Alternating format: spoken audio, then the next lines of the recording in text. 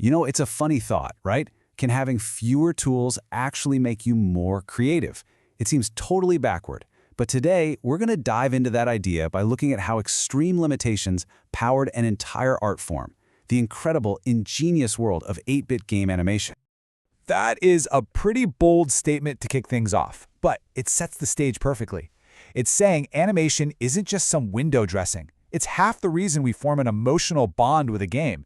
It's the thing that makes you actually care about what's happening on screen. Okay, to really wrap your head around that, think about this analogy. Both Disney and South Park are iconic for sure, but the feeling you get is completely different, isn't it? That fluid, super detailed magic of a Disney film creates one kind of connection, and the simpler, jerkier style of South Park creates another. See, the style is the substance. And that is the big question. How in the world did artists back in the 8-bit days, with just a tiny fraction of the resources we have now, manage to create characters and worlds that we totally fell in love with? I mean, how did they pull off that Disney magic on a South Park budget? So, to get that answer, we've got to understand the battlefield they were on.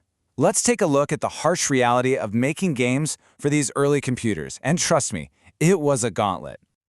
I mean, look at this. The difference is just staggering.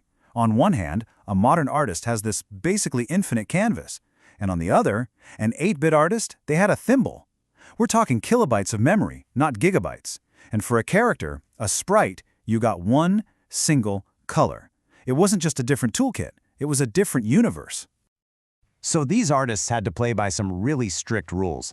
First off, your character, no shading, no highlights, just one solid block of color. Second, every single frame of animation you drew cost you a huge chunk of your tiny memory budget. And third, if you tried to get too fancy, the processor just couldn't keep up and the whole game would slow to a crawl. So, faced with all that, how did they fight back? Well, with pure, mind-blowing ingenuity. And their first big move, their most clever trick, was learning how to paint with nothing. Okay, this is where it gets really brilliant. When you can't use a darker color to draw a line, what do? You just leave a gap, a blank space. You use that negative space and your brain does all the heavy lifting. It sees a line where literally there are no pixels at all. And here it is, right in action. Take a close look at this little enemy sprite. The eyes, that menacing grin, they aren't drawn with anything. They're created by the absence of pixels. The artist is basically carving details out of a solid block of color. Just by turning individual pixels off, it's like sculpture, but on this tiny microscopic scale. All right, so that's detail. What about motion? Well, the next big hack was all about that. It's the art of finding that perfect, super efficient rhythm. And man, what a tightrope they had to walk. You use, say, 2 frames, and your character looks, well, jerky and unnatural. But if you use 5 or 6, boom, you've just blown your whole memory budget and probably slowed the game to a halt. The solution had to be somewhere right in the middle. Okay, let's break it down. Frame 1. The characters are just sitting there, at rest. Then, frame 2. Just a tiny shift.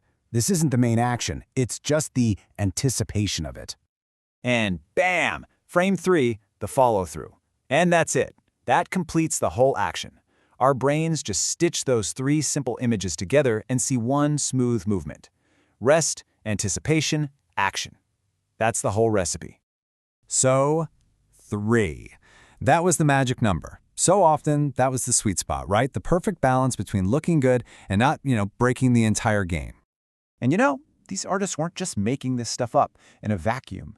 They were looking at and learning from the incredible Japanese RPGs of the time, which had totally mastered creating these beautiful, expressive animations with sometimes just 2 frames. It was proof that, less really could be more. So when you put it all together, this isn't just about clever programming tricks. It's a whole philosophy, really. It's about looking at your limitations and, instead of fighting them, embracing them, turning them into your greatest strengths. And this is what you get. This is the result. These little guys, the creator calls them mini lemmings. They are just overflowing with personality, right? They're brought to life with nothing more than the tricks we just talked about. And the crazy part is, we don't need photorealism to connect with them. We just do. And this quote from the artist just hits the nail on the head. It wasn't about competing with some impossible standard of perfection. The goal was to compete with yourself, to just be a little bit better each time you sat down to create. So, what's the big takeaway here? It's this powerful artist's mindset. It's about trusting the player's imagination to fill in the gaps. It's about aiming for expression, not perfection. And it's about finding real joy in just getting better at your craft. And how do you do it? Well, there's no secret. You just have to practice, and practice, and practice some more. Look, at the end of the day, this isn't really a story about old video games. It's a lesson about creativity, period. So it makes you wonder, right? In a world where we have all these amazing, unlimited tools, what kind of masterpiece could you create if you decided to embrace your own limitations?